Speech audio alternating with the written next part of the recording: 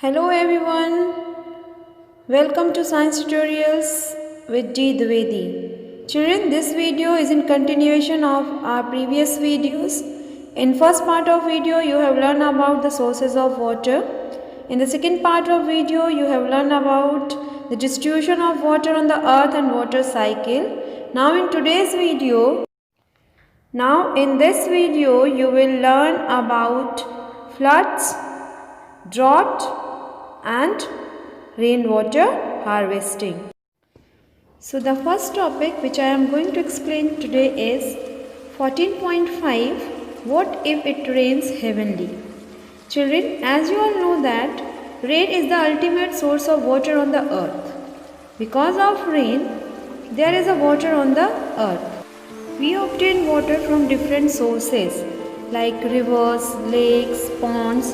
But children, you all know that all these sources are filled with rain water, and the water from these water bodies evaporates and goes to the sky to form clouds. From the clouds, that water come down to the earth again by the process of water cycle. So the time, duration and the amount of rainfall varies from place to place. Children, actually the rain does not takes place in the same amount or for the same duration in all the places of the world. In different regions, the amount of rain and the duration of rain differs. In some part of the world, it rains throughout the year, while there are places where it rains only for few days. Especially in our country, most of the rainfall occurs during the monsoon season. The sowing of many crops depends on the arrival of monsoon.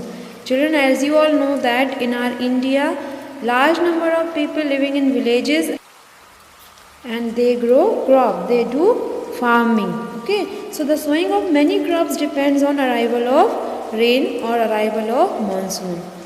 However, excess of rainfall may lead to many problems. Children, monsoon or the rain is very important because this is the ultimate source of water on the earth. If there is no rain, then there is no water. But excess of rainfall leads to many problems. Heavy rains may lead to rise in the level of water in rivers, lakes and ponds. The water may then spread over large areas, causing floods. The crop fields, forests, villages and cities may get submerged by water. In our country, floods cause extensive damage to crop, domestic animals, properties and human life. Children, during floods, the animal living in the water also get carried away with the waters. So it means if there is a flood, not only the animals which live on land, not only the human beings or the properties are being damaged, even the animals which live inside the water, they also get affected as they carried away with the water. They often get trapped on land areas and die when flood water recedes. Okay, when flood water recedes after the floods, these animals get trapped on the land areas and they die. Rains also affect the animals living in the soil. When it rains, the water fills the space in between the soil particles or the place where animals live, and because of that, animals die. So dear children, I hope you all have understood what is flood. Flood is not only the overflowing of water in rivers, but it is an event when dry piece of land suddenly gets submerged in water is known as flood. Flood is caused due to excessive rain. So excessive rain causes flood. Areas near the water bodies get submerged and it causes huge damage of lives and properties. Now the next topic is 14.6, what happens if it does not rain for a long period of time. Okay, children, you have learned that rain is very important because it is the ultimate source of water on the earth. And you have also learned that excessive rain can cause flood. Means when there is a rain for a long period of time, it can cause flood. Okay. But children, can you imagine what would happen if it does not rain in a region for a year or more? You all know that the soil continues to lose water by evaporation and transpiration.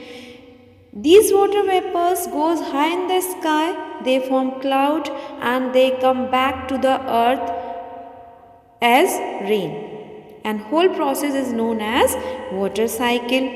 Okay. Now what would happen if the water which goes in the sky by the process of evaporation, it does not come back to the earth, or it is not being brought back by rain? What happened? The soil become dry. Okay, if the rain is does not takes place, if there is no rain, the soil becomes dry. The level of water in ponds and well of the region goes down, and some of them even dry. The groundwater may also become scarce. This may lead to drought. So what is drought, children? Drought is a condition which occurs due to no rainfall for a long period of time at a particular place. And during this condition, the land becomes dry and the level of water bodies of that region goes down. Even some of them dry up. The groundwater will also become low or scarce. In drought condition, it is difficult to get food for fodder because the land become dry, all the grasses and vegetation dry up. So there will be a difficulties. There is a difficulties for the food or fodder for the animals also. You might have heard about drought occurring in some part of our country or in the world.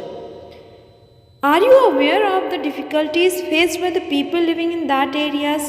Children, can you imagine what problems people face in the region which are prone to drought? In the beginning of lesson, I gave you one activity. I told you to estimate the water which you use in a daily activities. And suppose there is no water for a day, the life become very difficult. So children, suppose you are in the region where is no rain for a long period of time. Can you imagine what kind of life you have to live? There are so many difficulties which you have to face. What happens to the animals and the vegetation in these conditions?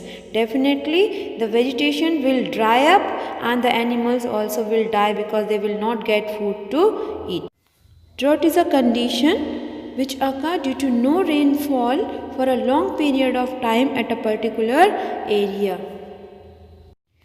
Now the next topic is 14.7. How can we conserve water? Okay, children, only a small fraction of water available on the earth is fit for use of plants and animals. You have learned in my previous videos, I have explained it, that only 1% of water, which is very small amount of water available on the earth, is fit for drinking. Okay, most of the water is in the oceans and it cannot be used directly because it has a high amount of salt dissolved in it. When the level of groundwater decreases drastically, this cannot be used anymore. Okay, generally we use water which is drawn from the underground. Okay, which is drawn from inside of the ground by tube wells, bore wells, hand pumps, etc. But when it goes deep, or when the water table decreased drastically, this cannot be used anymore. The total amount of water on the earth remains the same, but the water available for the use is very limited and is decreasing with over uses.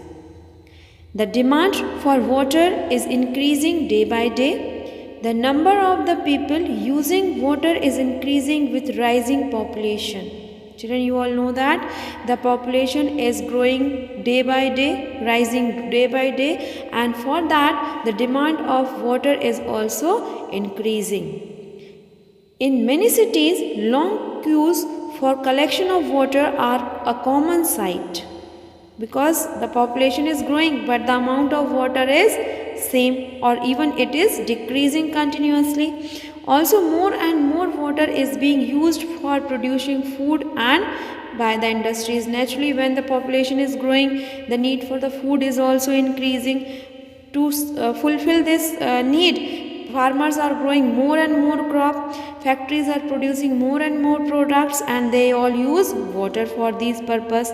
These factors are leading to shortage of water in many parts of the world. Hence, it is very important the water is used carefully. We should take care not to waste water. So children, I believe you have understood why we need to conserve water. 2/3 of earth is covered with water. However, only small amount of water is available for drinking. Growing population, growing industries and agricultural practices need a lot of water. Huge consumption of water causing reduction of water table. So, we need to think variety of ways to save and conserve water resources. One of the very important preventive measure for conserving water is rainwater harvesting. The ultimate source of water on the earth is rain, means the water comes on the earth from rain. However, it gets collected in rivers which ultimately flows in ocean. It means this water is lost in ocean as water in the ocean is not fit for drinking. So catching, collecting and storing rainwater is called rainwater harvesting. Here we will discuss about two methods of rainwater harvesting. The first is rooftop rainwater harvesting. In this system, the rainwater is collected from the rooftop to a storage tank through pipes. This water may contain soil from the roof, so need to filter before it is used. Water stored in tank can be used to fulfill our daily needs.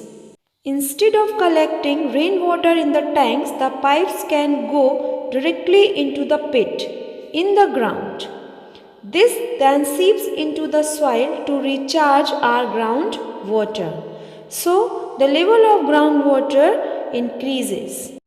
In both ways, we prevent water from flowing away. Second technique is roadside drains. Another option is to allow water to go into the ground directly from the roadside drains that collect rain water. This water seeps into the soil and recharge groundwater. This water can also be collected in a storage structure like wells. So children, I believe that you have understood water is very important part of our life and it is very important to conserve it. So not to waste water but conserve water resources. Dear children, I hope you all have enjoyed the video. You all have understood all the topics explained by me. Now the lesson 14 is completed here. In our next video, we will solve the exercises. That's all for today. Have a nice day.